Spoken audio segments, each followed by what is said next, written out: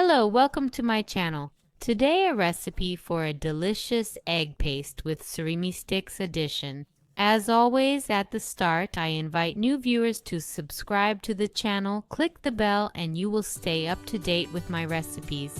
I present a list of necessary ingredients. You'll find the same list in the description under the video. Under the video I also add a link to the blog, all my recipes.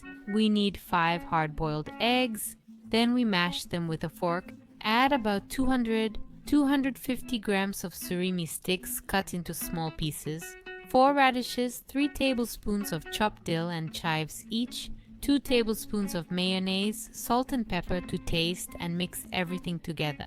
We put the ready paste on a cracker.